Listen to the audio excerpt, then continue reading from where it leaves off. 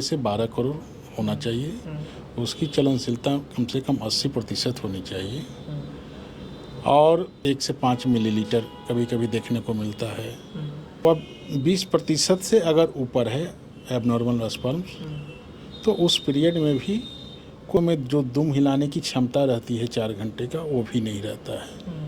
उन्हें तत्काल आयुर्वेद का सेवा लेना चाहिए। आयुर्वेदिक चिकित्सा पद्धति में इसका बेहतर इलाज है। उसकी चलनशीलता वो भी खत्म रहता है। शुक्राणुओं की संख्या है वो बिल्कुल ना के बराबर होता है। इन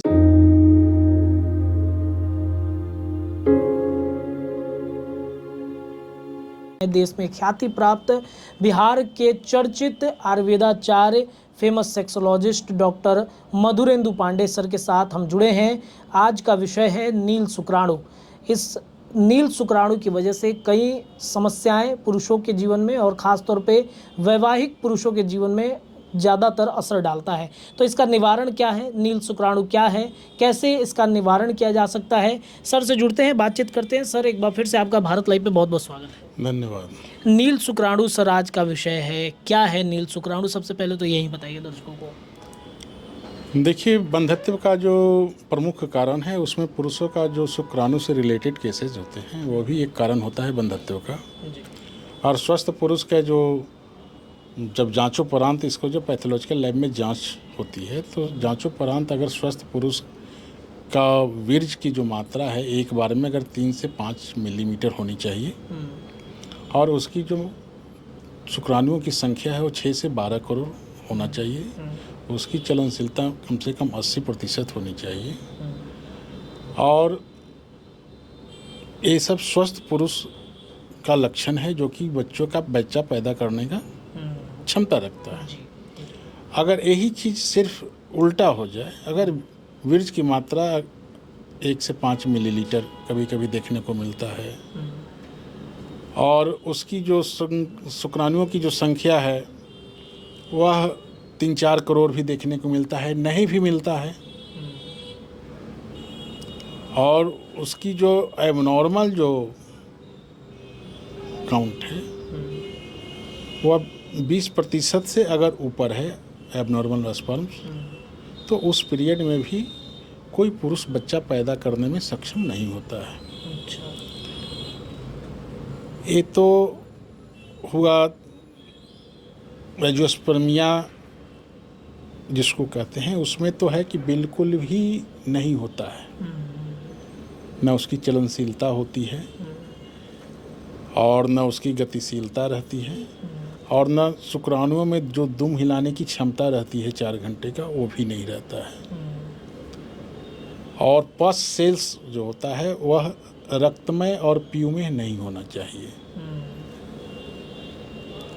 अगर इन सब चीज़ों से आपका परीक्षण में आया सामने तो उसके अनुसार जो भी व्यक्ति अगर इफेक्टेड है तो उन्हें तत्काल आयुर्वेद का सेवा लेना चाहिए। आयुर्वेदिक चिकित्सा पद्धति में इसका बेहतर इलाज है। और कभी कभी ऐसा भी देखने को मिलता है कि इन सब चीज़ों रहते भी बंधत्व का शिकार हो जाता है आदमी। सब कुछ ठीक ठाक रहते हुए भी शिकार हो जाता है, तो उस पीरियड में तो फिर मेल और फीमेल दोनों की जांच परीक्षण से गुजरना पड़ता है और उसके उपरांत भी सेक्सुअल डिजीज से कोई रिलेटेड कोई केसेस नहीं तो है। इन सब चीज़ों को ध्यान में रखकर इलाज किया जाता है बंधत्व का। हम चल रहे थे नील शुक्राणु के ऊपर, हमारी बातचीत हो रही थी। तो नील शुक्राणु यही है जो आपको पहले बताया ना, उसमें उसकी जो मात्रा है पूरा वो नहीं होता है।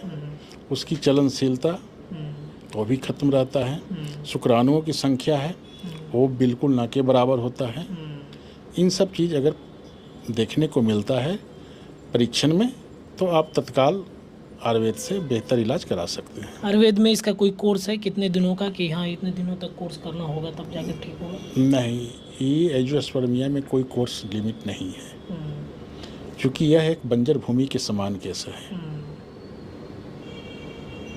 तो इसलिए इसका कोई कोर्स लिमिट नहीं है और हर मनुष्य का शरीर का तासीर अलग होता है। जी। कौन व्यक्ति क्या क्या चीज़ से इफेक्टेड है, बहुत सारा चीज़ देखना पड़ता है, उसका हिस्ट्री, उसके उपरांत उसी के अनुरूप इलाज चलता है। चलिए देखिए, तो आयुर्वेद में अगर इलाज कराना चाहते हैं नील शुक्राणु का, तो सर से आप संपर्क कर सकते हैं। नीचे आपके स्क्रीन पर नंबर चल रहा होगा, एड्रेस चल रहा है। आयुर्वेद में सफल इलाज है। सर से आप जुड़ने के लिए नीचे नंबर पर आप संपर्क कर सकते हैं। एड्रेस दिया जा रहा है, उस पर सर के क्लिनिक पे आ सकते हैं। समस्याएं, उसका समाधान सर कर देंगे।